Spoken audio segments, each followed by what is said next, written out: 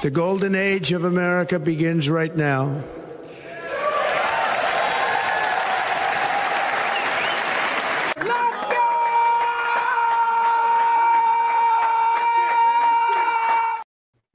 Let's go. Let's go. All right, everybody, and welcome back to another episode of the Golden Age podcast. We're on episode 15. And before we get to the panel, I just want to check in with the chat as always. Thank you, everybody, for being here. Jake, we have Mrs. Roughnight, your lady in the chat. Thank you for being here. We have Cornboy. We have, if the chat will cooperate, we have Weasel. We have Irwin's Sentient Potato, still trying to figure out that individual, and of course, Jake again. So good to see everybody. And let's check in with the panel. First of all, our honored guest. Thank you, Chaz, for being here. Rough Night, how are you doing this week? Good to see you. Man, it is insanely warm here. I saw like 108 degrees on the car thermometer today. Ooh. So it's like I've been kind of dying a little bit. But... You could bake cookies on that dashboard. Yeah, for real. I saw people like putting hot dogs out on their hoods and stuff. So yeah, man. Wow. I'm really happy to be here. I'm excited. Should be interesting. There's a lot to talk about. To have you. Oh yeah, man. We've got a lot of tabs pulled up. We're not going to get through them all in an hour, but that's perfectly okay. And look forward to hearing your opinion. And Yo Pops, thank you for being here again as always, brother. How you doing? Doing good. Thank you for having me, man. Just been busy, just taking care of some business stuff on my end. So I've just been running around, a little bit tired, but never too tired to be on your show, Isaac. Hell yeah, we appreciate you as always. So look forward to hearing what you think about this crazy weekend, Cornboy. Thank you for being here again. Oh man, what a ride it's been this past weekend. We've had ups, we've had downs, and it looks like the president's track record remains unblemished as to getting things done in quick succession. So I'm looking forward to every development on that front, and we'll see how that ends up. Yeah, we're going to be looking at it. We're going to be looking at multiple sides here. We've, as the title says, what kind of MAGA are you? Are you MAGA or are you MIGA? And I said MIGA, with an M. So we're going to be getting into that. But before we do, as always, we've got a few funny things just to bring some levity. And I just want to share a couple little funny things we'll speed through real quick. So this is from a great account over on X, Rock, not The Rock, but the Censored Rock. Funny meme account. And the title of this clip is Me When I Catch a Whiff of a 7-Eleven Indian. Very interesting. So what's the clip? So going into 7-Eleven. Oh my goodness, you all right? little revolt. I feel bad for that poor dog. Yeah, so that's yeah, it sounds like a human, dude. I know. It's like a freaking human. He's having a rough time. I know. He's having a bad day. And then earlier this week, we had Arnold, old Arnie, the Austrian oak. He went on to The View to talk about immigration and deportations and such. And this hit me funny. Breaking news. After 37 years, Arnold Schwarzenegger returns to face the Predator. So very interesting. We finally got a sequel to the legendary Predator series. As you can see, Whoopi is looking her usual self. I was almost going to say predatory. Based on that new picture of the new show, it's not that far off. No, it's not. No, and it's almost makes you wonder, what did they model that after? So we're getting into the whole conflict in the Middle East stuff. We have multiple points of view on should we be involved? Should we not be involved? What level should we be involved? Should foreign nations have influence in our country? We're going to be getting into all that. But this clip killed me. This is a 50-second clip from the Tucker Carlson show. He had Ted Cruz on the show. And they were talking about the whole situation. But the ending of this clip was just fantastic. Take a look at this, and then we'll get into the serious stuff. Here we go with old Lion Ted. Yeah, this is Tucker interviewing Ted Cruz. I'm asking about your allegation and the Prime Minister of Israel's allegation that Iran is trying to murder the president. Killing terrorists is a good thing. Killing people who are trying to murder Americans is a good thing. Because if you're America first, you want to protect America. And so killing Osama bin Laden was a fantastic But you don't day really for the believe world. that they're trying to murder Trump, or you? Yes, I do. Yes, I do. Then why aren't you calling for military action against Iran right now? Because they're not very effective. In terms of hitmen, their hitmen are not very effective. I do think. So they're hitmen, but not the bad kind, the efficient kind? No, what are you just saying? They're a weak country who is on its knees, and I think we need to. Then why are we so afraid of them? Why are they the biggest threat if they're a weak country that's on its knees? Because they're trying. I'm trying to keep track. They're trying to develop. Mhm. Be a little less snarky. I know, you're right. That is a problem that I have. I'm sorry. That's the end of the clip. Just the ending of that absolutely killed me. Tucker's like, okay, I'm making a point, but I admit I'm a little bit snarky. So I think that's something that I can. I mean, I can certainly relate to that. Does he not know Ted Tucker Carlson? I mean, come on. I know. Snarky is his middle name. So yeah. So I'm trying to decide what even to pull up next, man. This started off a crazy week. Crazy week. Let's start off with this. So a new term has come out. The president tweeted the other night. They were talking about regime change in Iran. And President Trump said, we need to make Iran great again, and MIGA. And so the term MIGA has been going around. You know, my MIGA, your MIGA. We're all. I thought it was MIGA. Is it not MIGA?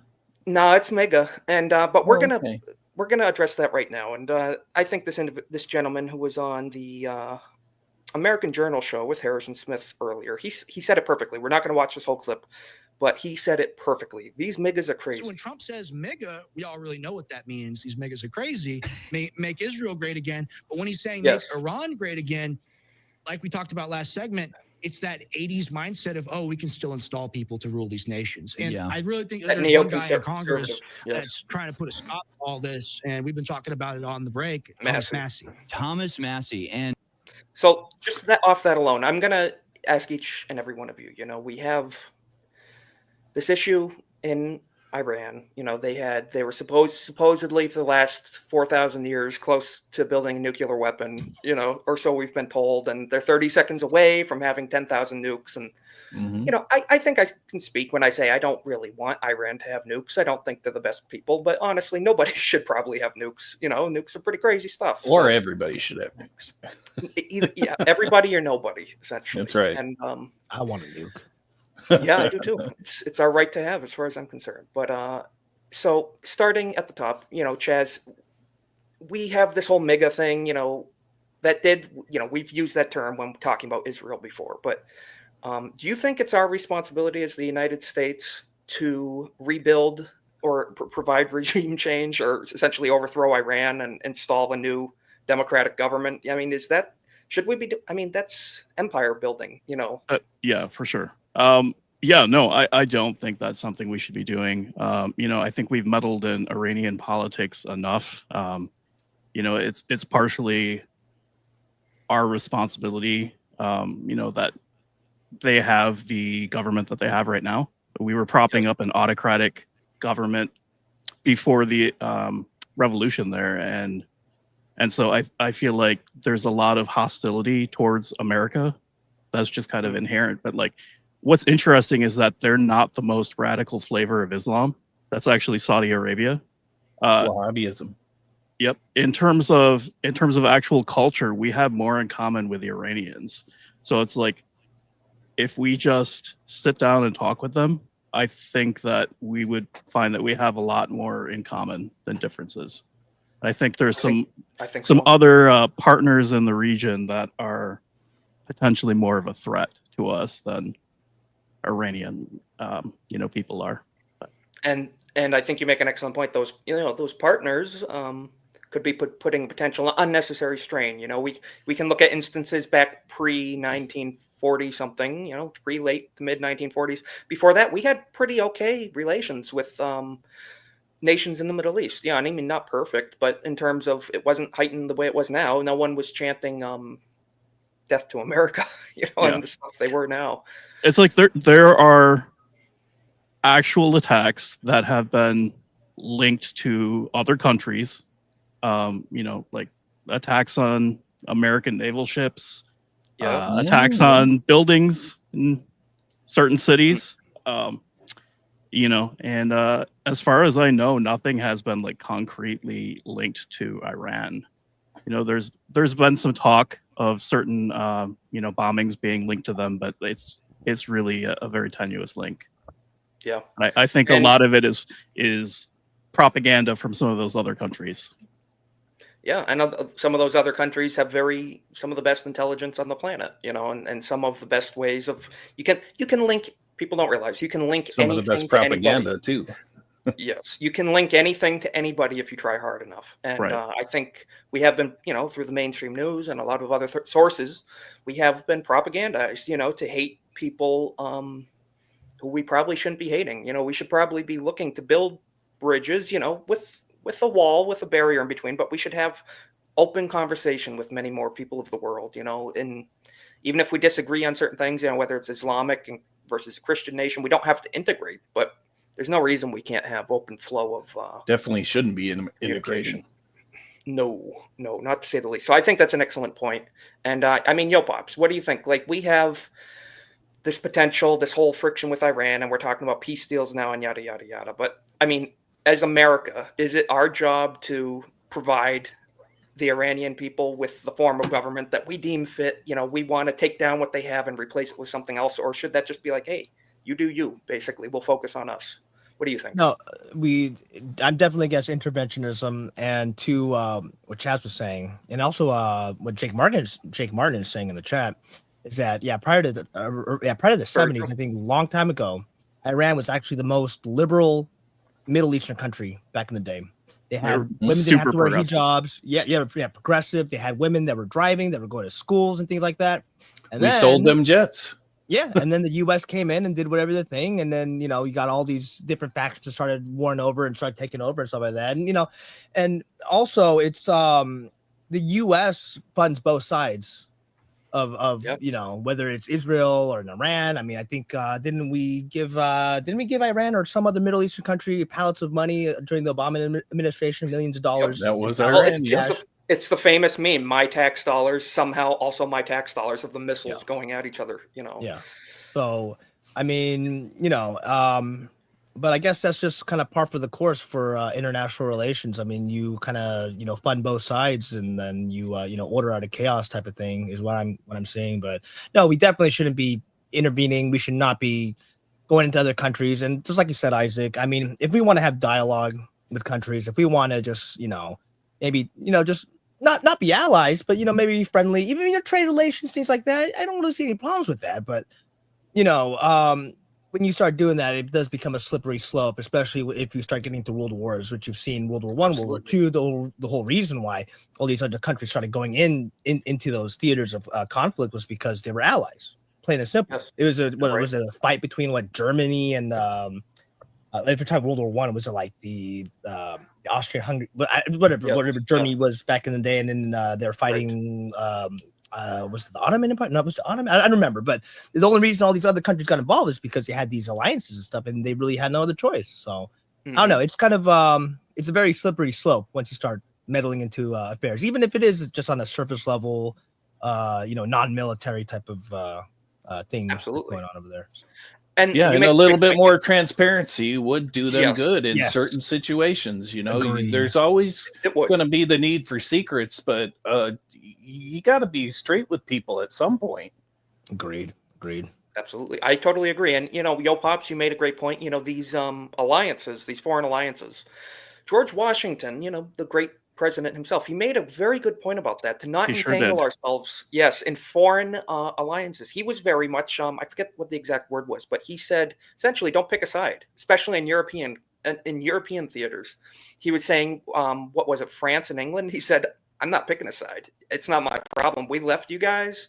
We're done. We're Americans. If you guys want to go after each other for the rest of forever, it's not our problem. We're in the new land. We're building our own thing, and we're not picking sides anymore. So enough of endless wars. And we should have heeded his advice of not entangling ourselves in foreign conflicts, foreign allegiances. So and that doesn't mean that you can't be friendly with those countries. Look at Switzerland. Absolutely. They just have a neutrality, and I think that works out better than entangling alliances, because a lot of times those can be exploited by other parties in order to orchestrate conflict. Absolutely. I think what Chad is trying to say is that we need to be the money laundering capital of the world, so that way no countries will attack us. I think that's Yeah, It I helps. mean, it does. I mean, hey, the Swiss have a point, and what are they? The second most well-armed nation in the world, I believe, after Yeah. us. I Yep. do believe. So Yeah. I just got to They say, do they make seem to some have it good right. weapons over there too.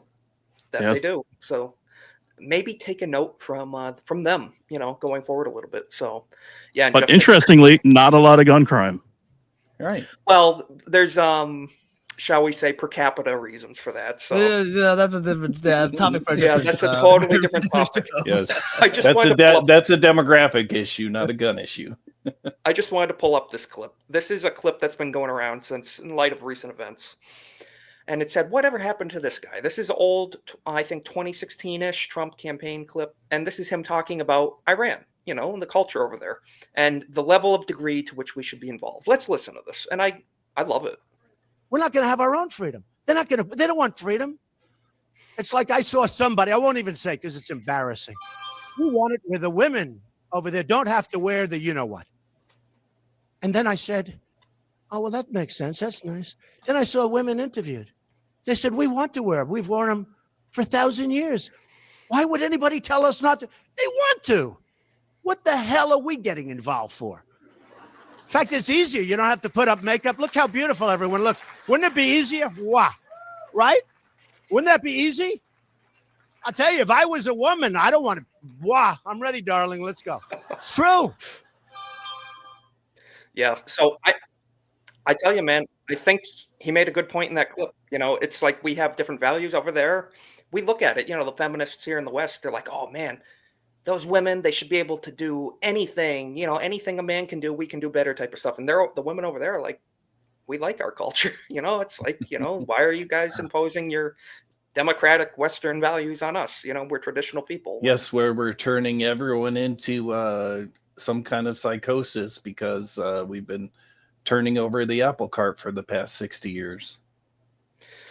Yeah, pretty much. And I don't know. I really, we're going to get into the most breaking news, from the supposed peace talks and all that stuff. But before we do, I just wanted to show this. I think this was interesting.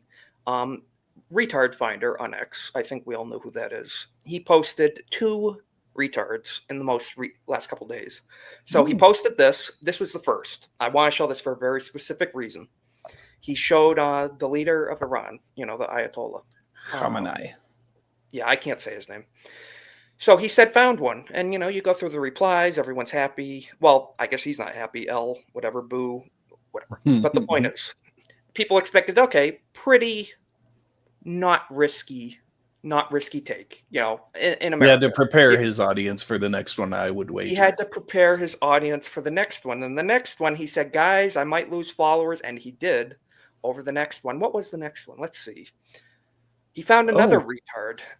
So, yeah, very interesting, and I think this is the American patriotic position to take. Screw them both. It's not our sand, not our country, not our problem, not our people, just, yeah, I kind of agree with Retard Finder. The Middle East as a whole is kind of retarded and not our problem. So, I mean, what do you guys think of, Retard Finder? He initially called out the Iranian side. People were like, oh, yay, pretty easy thing to do. And then, I mean, dude, he name tagged Netanyahu as a retard. I mean, what do you guys, within reason, what do you guys think of that? Retard Finder's take there. Anybody? I mean, I think it's pretty based. Yeah, he's on point. And from his post about his pre-post followers and post-post followers, more people were in agreement than were in disagreement, apparently. So it's probably the right move. Unpopular opinion. I might say the Ayatollah might be just a 1 or 2 notch less of a retard than Bibi.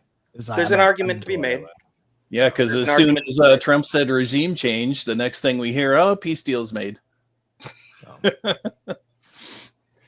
Yeah. Yes, I mean, I respect to him. What were you gonna say? I mean, let's not get it twisted. Like, if you say the wrong thing in Iran, they will hang you. They will stone you to death.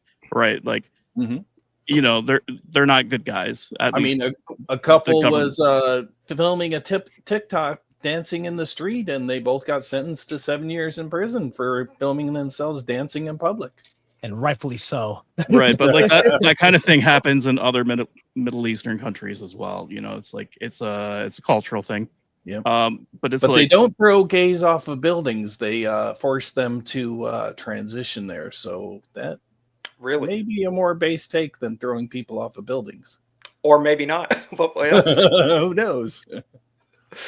Yeah. Well, can I No, just, for sure. No, go ahead. well, can I just say this now? This is, man, I might get a lot of hate from people saying this, but there's a part of me that kind of understands why these countries like Iran, North Korea, blah blah blah blah, these countries that aren't, you know, that aren't going along with this Western agenda that want to get these nukes and stuff. A part of me understands why, because when these countries have these nukes, these bigger powers that obviously have more nukes, have more military might, and have more sway in the international community, they really can't mess with them.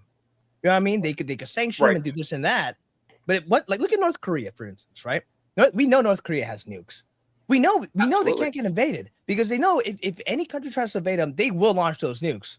So I'm not saying that North Korea and all these countries are good. I'm not saying that. Don't get it wrong. What I'm saying is I kind of understand why they would want to get nukes when all these countries are trying to intervene into their business.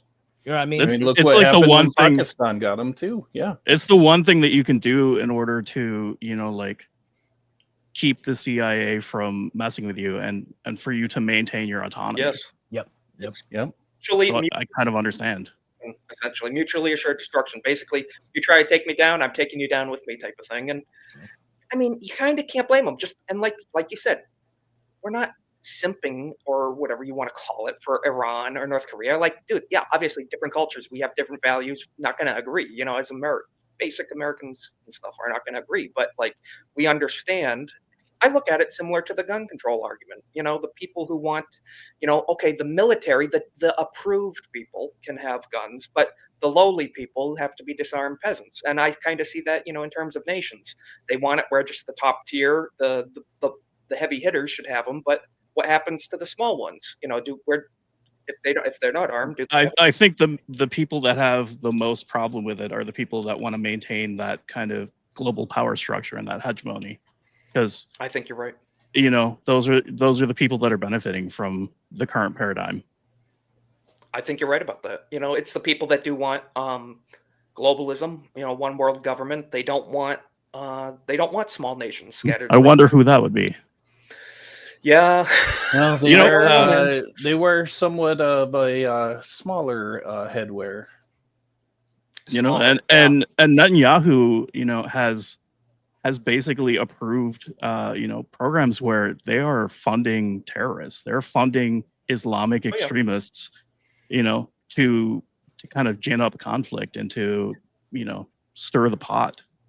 From our tax dollars again. Many people have largely made the claim that ISIS is a Western fabrication. You know, absolutely, it's a Western creation. Yeah. So much of it is like performative too. You know, like they were hiring people to attack their, you know, military outposts to steal like aid and supplies and stuff to basically demonize like the other side.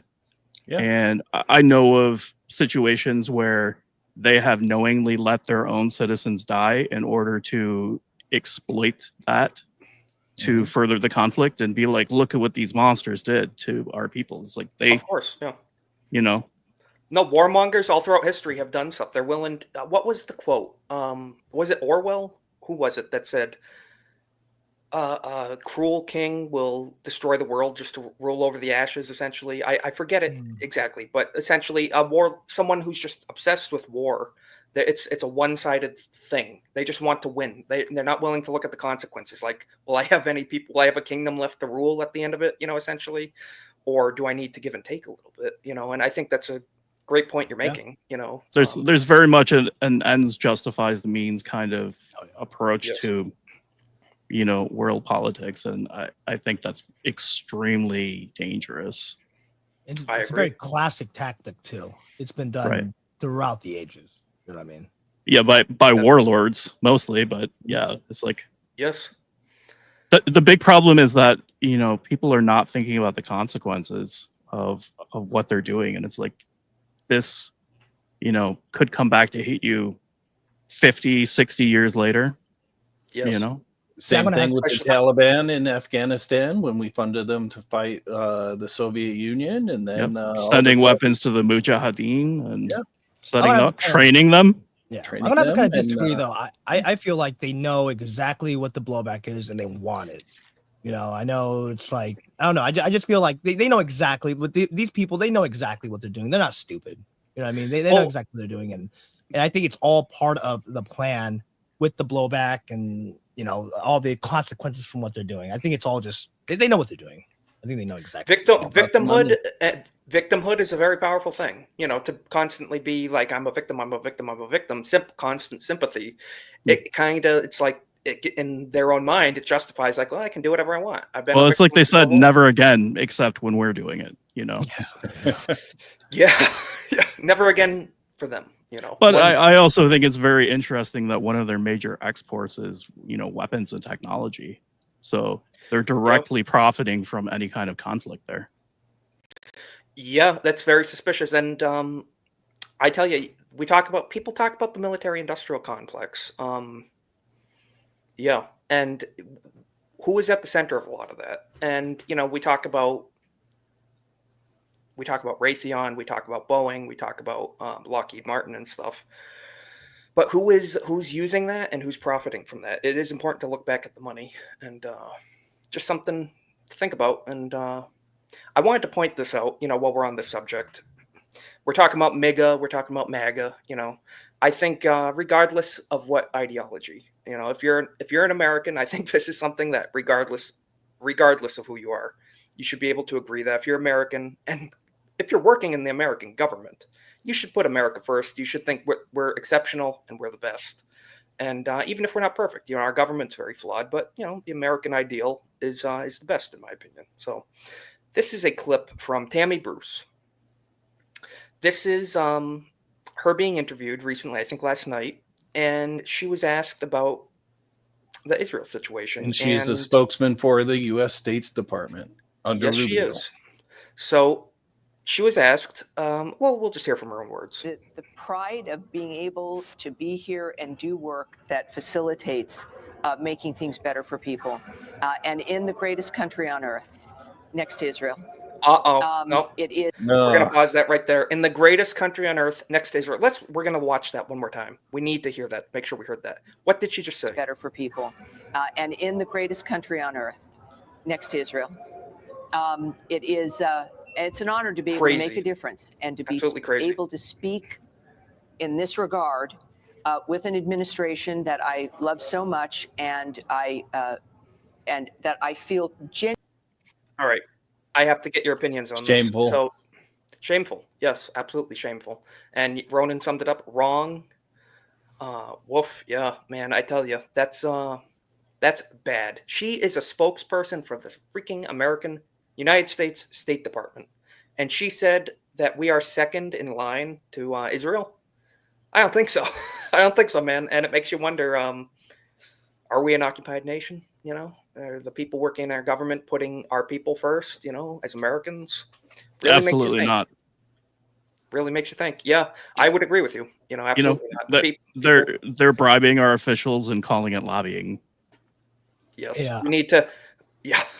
Yeah. Why don't they have to register as foreign lobbyists? I don't understand it. Yeah, Isaac, I sent a little clip from YouTube. Every time these people are praising Israel on the TV, this is what it reminds me of. All right, let me pull this up. Oh no, you lost audio, Isaac. I lost audio. Okay, I'm trying to get this. There you go. Okay, let's see. I got it. Okay, share screen. So this is an old Simpsons clip. Yeah. So what were you saying this reminds you of? What were you saying? Every time these people are talking about, Israel is this great nation, blah blah. They're praising Israel. This is what I think is in the background, what we don't see. So all right, let's see. Yes. Are you sure the children will get enough nutrition from these pretzels? Yes, I am sure. Sure as sure can be. Oh my God, what happened to your fingers? Boating accident. I believe it was a Oh my boating gosh. accident. Yeah. I have to go now. Yeah.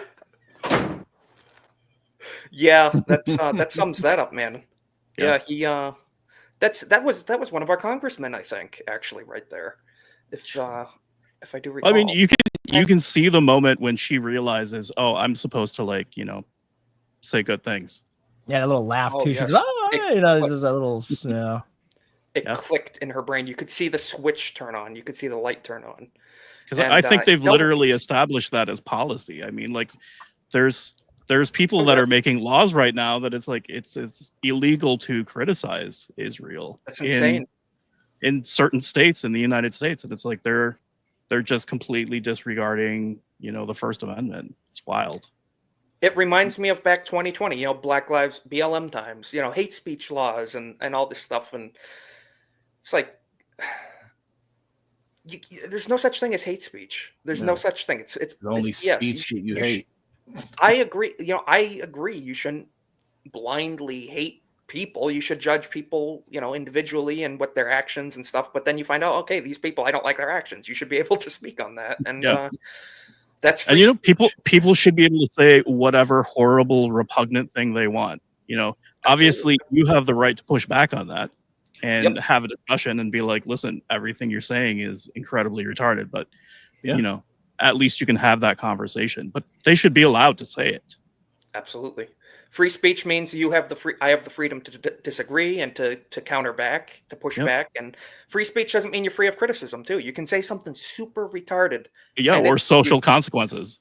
Yeah. Absolutely. Yeah. You can be ostracized or cut out of a group of whatever. And that is on that's what we talk about, you know, on the local government level to even smaller, the micro side of it. You know, we don't need a federal overarching censorship. We need, you know, friends and family will keep each other accountable. You know, not to go out and say crazy stuff because there's going to be real life consequences for it. So, you know, to hold back at Thanksgiving dinner and Christmas. I know. I get a couple drinks in there. One time someone said to me, they're like, dude, you just went over 9,000. You never go Super Saiyan at the dinner table. Just chill. Okay. I'm like, okay, I get it, you know, but this summed it up perfectly. This is an interesting post from Space Weather News on X. He's an interesting site. Very interesting. He talks a lot about, you know, space weather news, and he goes by Suspicious Observers, cool YouTube channel, all that stuff. But I think he summed up what a lot of us just said, essentially. People have it all wrong. I say I don't want war, then they say I'm anti-Trump. Wrong. They say I don't like Israel. They call me anti-Semitic. Wrong. They say I don't like Ukraine. I'm pro-Russian. Wrong. The truth is I hate everybody. Everything is fake and gay. All war is stupid. All politicians are crooks. The sun is getting ready to do stuff to the planet into the new age, and most of you are clueless. So I think that's very interesting and honestly somewhat of a reasonable take. You know, somewhat of a reasonable take. It's can't disagree with him. Yeah. You know, people say yeah, this or that. Yeah, Jeff knows him. Ben, I forgot his name. Ben. Yeah, he says some pretty cool stuff, and I like watching his YouTube channel. He has some pretty cool streams. So, yeah, I think he summed that up really well, and that's what a lot of us have been saying. People need to kind of put you in a box and label you because it makes you the other. Absolutely. It's that tribalism, you know. Yeah. Once they dehumanize you, then. Once they dehumanize you, they can do anything they want to you at that point. Once you're out of the tribe, once you're ostracized, whatever, leave you to the wilderness, and they don't care at that point. And that's not the way to do things. You know, you need to have open flow of conversation. I would say, honestly, half the stuff I probably watch is streams and news of people I don't agree with. And I think that's something we should all be doing. You shouldn't be in a group think tank. You should be able to, if you can't defend what you believe, then do you really believe it? You know, so... Yeah, what's up, Naganol? What's up? Hey, dude. Dropping the links. Hey, one of the best mods around, even if he's gay. So we're gonna pull up this other post on X. I wanted to share this with you guys too. Yeah, exactly. I agree with Jay. I do too. So this is from Royce White. He's a Republican nominee for United States Senate in Minnesota. Whatever. But he posted this. I came across this today, and I wanted to share it. So he was saying, people are saying, "Oh, MAGA is fracturing, MAGA is falling apart. There's division, blah blah blah blah blah." I would say it's not MAGA that's falling apart. I'm still MAGA, man. I've been MAGA, as I said before. MAGA was MAGA. I think Ron Paul's the OG MAGA. That's how you make America great again. But I think we have an issue with MIGA and other groups, factions coming into MAGA. It's not America first. They're like, it's America first, then it's da da da da da. I think real MAGA is America only. We've been talking about America only, and so forgetting about that, he says here. I just want to read this, and we'll get everybody's opinion. MAGA is not fracturing. This is from Royce White. We are going through a quickening. We are under sophisticated spiritual attacks as well. I totally agree with that. We are not immune. The devil is a lie. The Uniparty is coalescing, military-industrial complex around Donald Trump. No surprise. We knew it was coming. This is not our failure, but their desperation. When they call you racist, bigot, sexist, anti-Semitic, you're winning the argument. I totally agree. When they start calling out the ists and the phobes, you're over the target. That's when the flack starts coming the hardest. And yeah, that's when you're on target. What do you guys think of that first part? When they call you racist, bigot, sexist, anti-Semitic, you're winning the argument. Do you think that's true in our experiences? That's when they need to start calling out the names. We've all experienced it in social media. What do you guys think? Pretty much, yeah. It just proves that they have no argument when they attack you personally. Use your words and get your thoughts out. It's too easy to just start name calling. Absolutely. I agree. They can't form an argument, so they go right to the ists and the folks, and now we see it's not just the radical left doing it. It's the neocons, it's the globalists. It's they're pulling out the same playbook.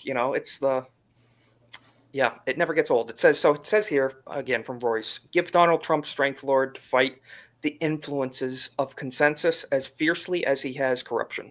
Surviving was a miracle. Winning was a miracle. Now fighting the forces from within will be the true test. I think that's a good point. Mr. President, remember your base. MAGA base, remember your principles. We are strong, we're fearless, but we are also wiser than before. No more forever wars. It's not anti-Semitic or anti-American. No boots on the ground. Nobody said this fight would be easy. Nothing good lasts ever is easy. Let's get back to the agenda. Election integrity, deportations, trade, infrastructure, hemispheric defense, America first. So beautifully said. Round of applause for Royce. I think, even if he would have made a good representative, the people of Minnesota were missing out. I agree with you. Yeah, he would have. And I think that was perfectly said, from Royce. Even if people aren't MAGA, a lot of people have short-term memory. They're looking at MAGA as this coalesced thing it is now. But if you look at it the way it started out and what I believe true MAGA is, I think it's a movement, not a man. Trump's not MAGA. He started the name and stuff. It's a good idea. Exactly. So I'm still with it. The MAGA hat stays on, figuratively and literally. Just even if the people around me change and new people come in, it's not my problem. I also think it's kind of a misnomer that there's one unified base. There's a lot of people that were single issue voters, and they were all kind of coming together. And like the evangelicals, they didn't necessarily like Trump's moral character, but they were voting for him because they thought he was going to do what they agreed with on abortion. A lot of weapons people, firearms supporters, 2A people, wanting him to overhaul the NFA and stuff like that. It's like, these are all people with their own agendas, and yes, I don't think that you can paint them all with the same brush. He's making as many of those groups happy as he can too, from what I've seen. If he can get the suppressors off the NFA list, I'll be happy with that. That'd be beautiful development. I'd be very, very pleased with that. Because at the end of the last term, he kind of disappointed many of us. With bump stocks and red flags and stuff and all that. What were you going to say, Yo Pops? If I could just make a statement on the what he said about the ad hominem attacks, right over the target and all that. Yeah, the funny thing is, I was before I came on the stream, I was coming back from the bank. I had some stuff I had to do with the bank.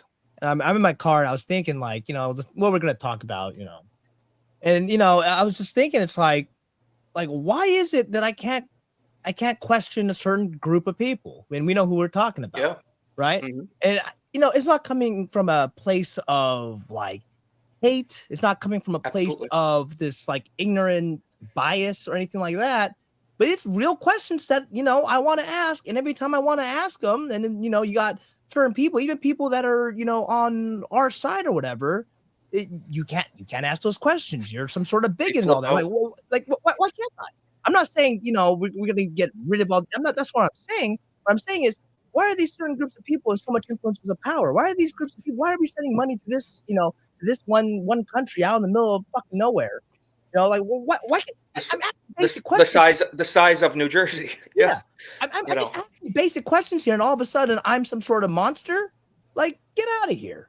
You know what I mean? Yeah, like, and well, it's because the answers to those questions will turn off a lot of people too. Yeah. The questions are a threat to certain powers, and well, what do they say? Sunlight is the greatest disinfectant, and you know, sometimes you know, transparency will cripple a false agenda, you know, so got to keep the shade on it, keep it hidden, you know. I also think that there's a lot of people in an apocalyptic cult, and you know, those people will lash out at you when you start to question their narratives. Yes, absolutely. You know, there are people that literally you know, and people can dispute it all they want, but there are people that want to bring the population down a lot, you know, and we've seen this, you know, and Alex Jones has covered this type of stuff, and you have people looking to bring the population down, to, you know, assert control over people. There's people that are trying to, you know, promote conflict to usher in, you know, the apocalypse. Like, there's all kinds of crazy people out there, and a lot of it, I think, stems from a God complex. You know, a lot of people want to play God and hold destiny in their hands, and that's contrary to contrary to Christianity. You know, Christians are very much, you know, I'm a Christian and I believe God's in control. God's in control. You know, we do the best with the time we can in our life now. But you're right, there are subsections of people in cults in the world that want to bring upon terrible times and bring upon tragedy to humanity. And I don't think people realize that's what we're dealing with. It's not just Republicans and Democrats across the world, you know, like we have here in America. There's some really they're very influential. Yeah. Sadly. So it's very, and Vriskit makes a good point. Alex has been doing the work since before I was born. Man, he was on the radio back in the 90s and stuff. He called out 9/11. This dude was on it, you know. Went and to people were like, Bohemian Grove, infiltrated, you know, it's World a lot Trade of those organization meetings. A lot of those old families and that old money, and they've had control since the Gilded Age, and they don't want to give it up. They're the ones that the money. Yep. You know, like Brown Brothers Harriman were the ones that were supporting Hitler and then his rise to power, financing him. They started World War II. You know, these are the people that killed JFK. Yes. You know? You want to see something? I'm going to pull this up. I think this touches upon. I've read portions of this. I need to sit down and read the whole thing sometime.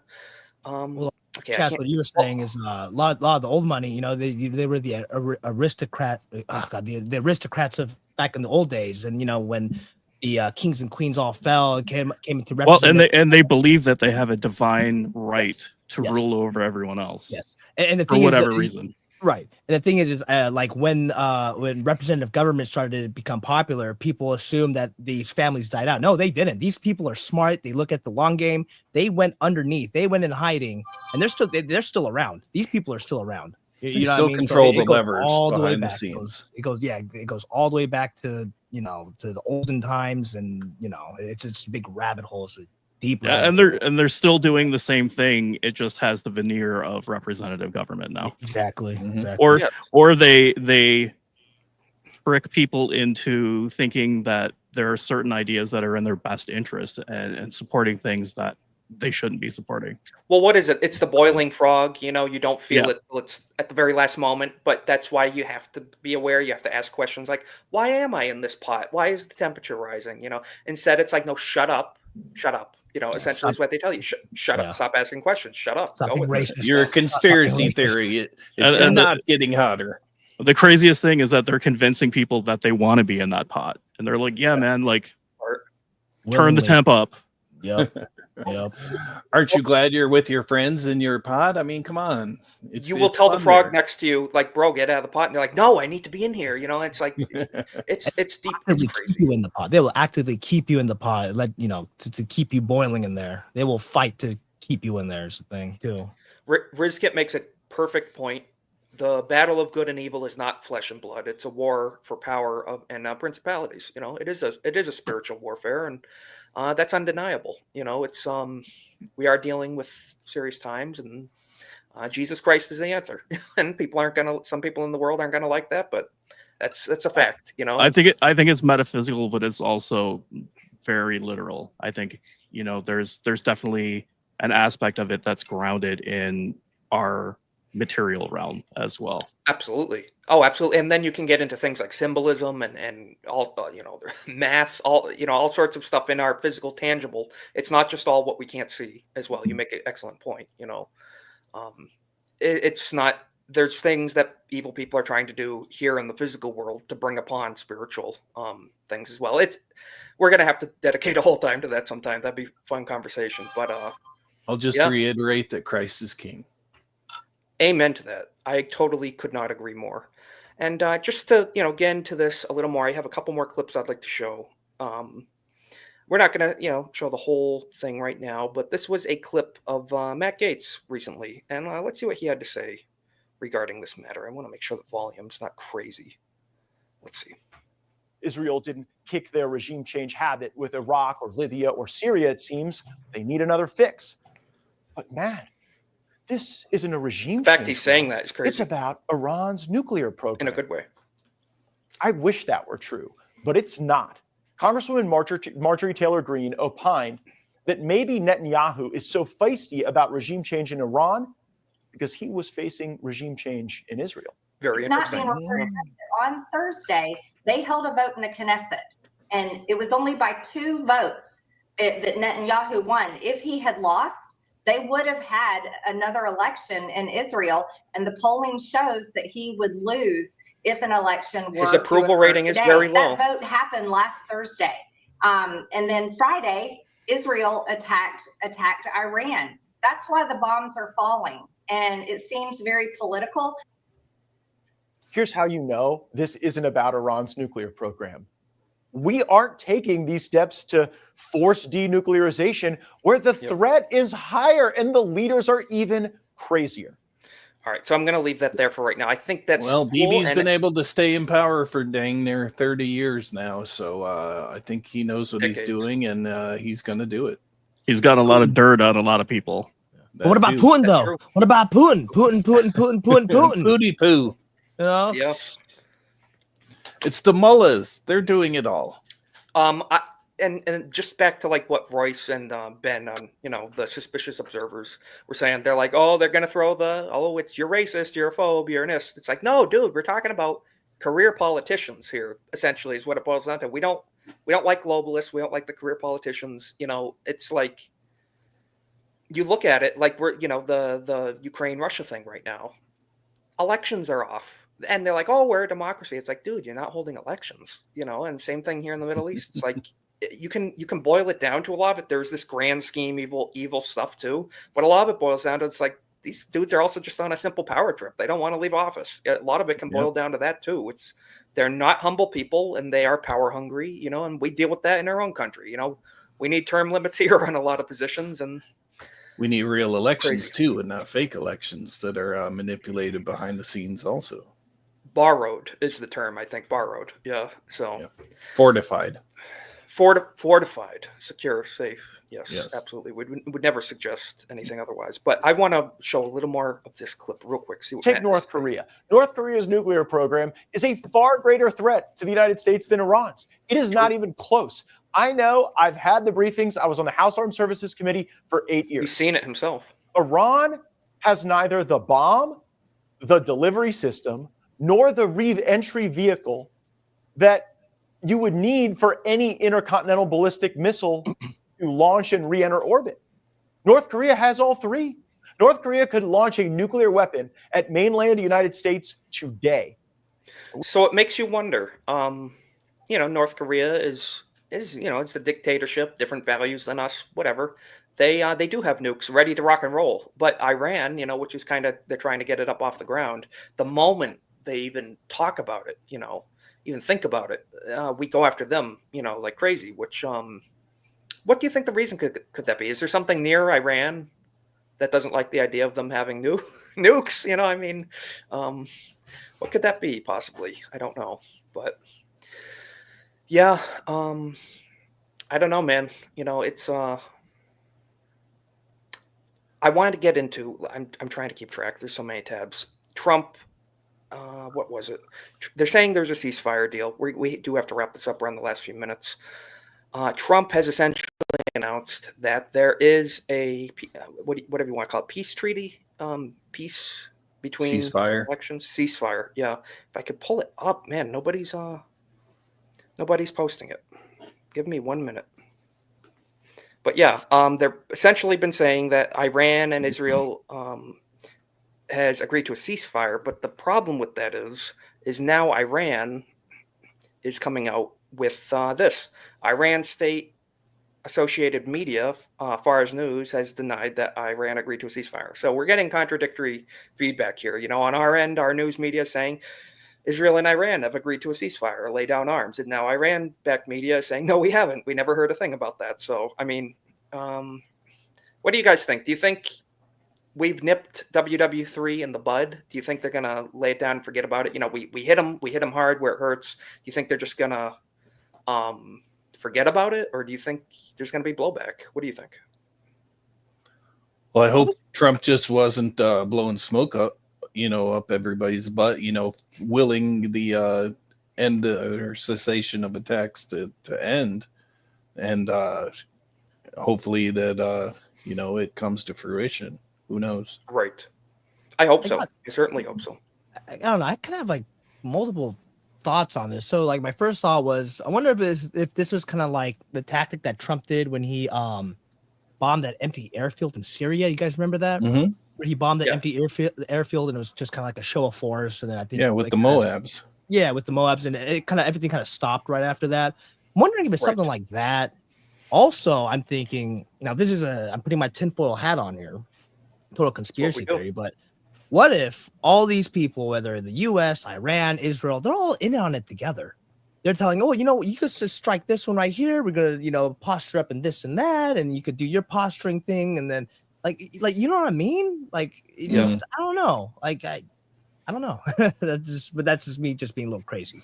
It's possible. Certain reports were out that said both sides called each other before each strikes, to limit civilian casualties or whatever. So crazy things all and I think to a certain extent this is also part of Israel's playbook in the past.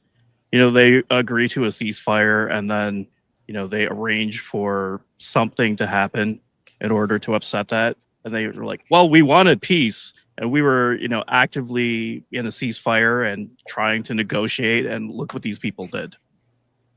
Clearly they don't want peace. They just want showing their shocked face. Yeah. Kind of like the famous meme of the slinging the dung over the wall type of thing. It's like throw it, throws back. It's I'm being attacked. It's kind of. And when they don't have support and they know that people are seeing through their bullshit, they'll try to, create a situation in which they have the, moral imperative to do something. Always manufacturing consent. Yeah, that makes sense. Yeah. Unfortunately true. I finally found that page in this. I think it's really interesting. When all of this started a couple of years ago, some of those missiles were getting through Israel's Iron Dome system, and it's that's wild. I've never seen anything get through that before. They can shoot 30, 40 different missiles out of the air at one time with one warhead, but all of a sudden stuff is getting through and killing civilians. It's that seems kind of suspicious. It's suspicious and it's worth questioning. Yeah. Well, how about was it October 7th? Was it when Israel had those terror attacks from Gaza or whatever? Remember the rave that got shot up and all that? I mean, the question was asked, how is it that a nation like Israel that has like That's a really fortress. sophisticated intelligence. It was, it's essentially a fortress. We know that their intelligence services are pretty top notch. They're in every little thing that they let all the that they somehow drop the ball on that. Yeah. You know what I mean? Like it almost makes you think like maybe they let him through. Maybe they maybe there was a stand down. Yeah, who knows? Yeah, it makes you wonder, like with our country, we have a similar story. It's like, bro, we had also just simple stuff like we had open borders for years, and who the hell got through? It's like we could have prevented that. We could have chosen, we could have said no, close borders, but we had years and years and years of letting who the heck knows through, and we could have generational consequences of that in our country. For just worth saying, don't let it. Basically, what's the old saying? Never let good tragedy go to waste. Is the dictator motto. So, yep. Unfortunately, true. I just want to show this one last thing, and then we have to wrap it up. I got to go over to Nick's stream in a moment, but I will pull up this page. This is from today, posted officially, on President Trump's page. So here he's saying, congratulations to everyone. It has been fully agreed by and between Israel and Iran that there will be a complete and total ceasefire in approximately 6 hours from now, when Israel and Iran would have wound down and completed their final missions for 12 hours, at which point the war will be considered ended. Officially, Iran will start the ceasefire, and upon the 12th hour, Israel will start the ceasefire. And upon the 24th hour, an official end to the 12-day war will be saluted by the world. During each ceasefire, the other side will remain peaceful and respectful on the assumption that everything works as it should, which it will. I would like to congratulate both countries, Israel and Iran, on having the stamina, courage, and intelligence to end what should be called the 12-day war. This is a war that could have gone for years and destroyed the entire Middle East, but it didn't and never will. He says, President Trump, he says, God bless Israel, God bless Iran, God bless the Middle East, God bless the United States of America, God bless the world. Donald J. Trump, President of the United States of America. So that's his official statement from today. I hope there's no more escalation. I hope. That'd be awesome. I don't like seeing people die, That'd be great. I hope that's a power play, and that he is saying that because the leaders of both of those countries can't be seen to show weakness and can't be the ones to step back. So he's just saying they have an agreement, and that gives them the out, because none of them wants to be the one to say, yeah, we don't agree to that. Right. So he could be covering for both of them and just basically be like, okay, I see the point you're making. Yeah, that's a very good point. I hope so. And if that's what it takes, that's the best case scenario. Yeah, it is. If that's what it takes for peace, whatever, Because there's so much brinkmanship, and if that gives them an out and allows them to step back from the brink, that's great. Yeah, I agree. And people, credit to Trump where credit's due. If he really accomplished this, we can say president of peace, no new wars, and I'll give him that if he ended this. Absolutely no Nobel Peace Prize, though. But it's like, well, that's what if they want to save face, cool. As long as we're not, marching towards the brink.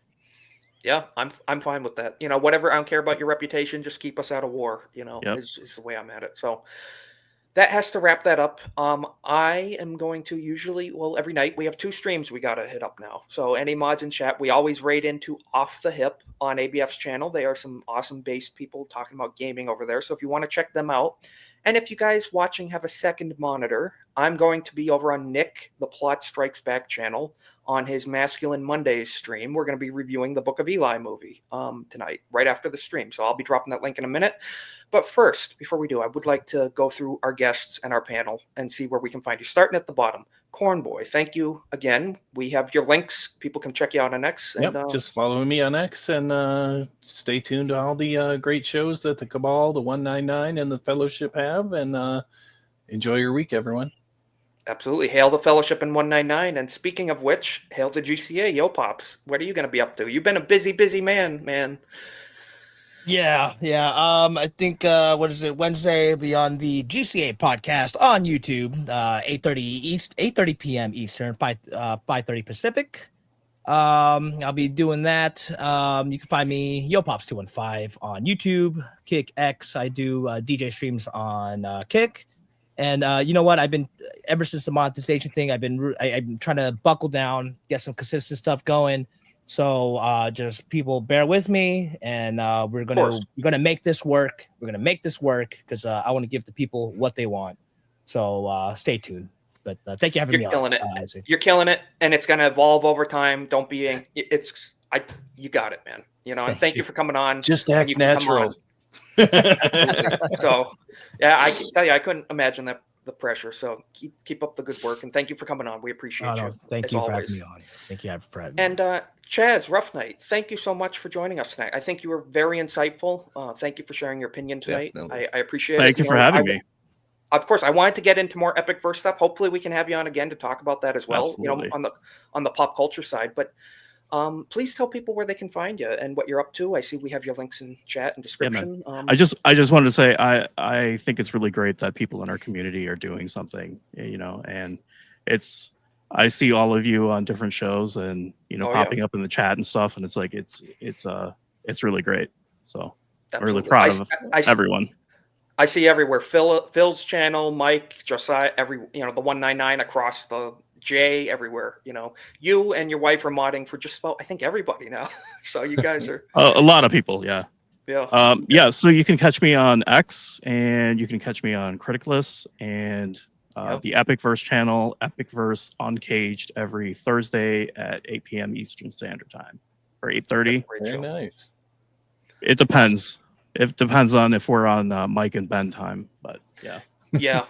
Yeah. Well, Mike time is he runs on CPT sometimes. Okay. We all do sometimes, but that's right. So so thank you again. I'd love to have you on. Eat your heart out, Mike. I got one too. Nice. So yeah, thank you, chat. Thank you, everybody. We're gonna check in. We got Hook. Thank you. God bless Hook, Wayfair, Jake. We got Jeff. We have Jake Martin. I think I saw that already. Just JK. We got Rizkit. We got everybody. You guys are the best. Thank you for showing up every week for a small channel. Thanks for coming, everyone. Yeah, guys, thanks for showing up. You're the reason we do it, and we're growing. We're growing. So thank you. And tell all your God friends. Bless the Golden Age. Absolutely. And I'm dropping the link right now. You can check me in a moment over on Nick's channel, Masculine Mondays. Come give us a watch, as you also watch ABF's Off the Hip. 2 screens. Appreciate it. So we will catch you next Monday, 8 p.m. Eastern as always, and have a good rest of your week. And God bless America. Catch you guys later.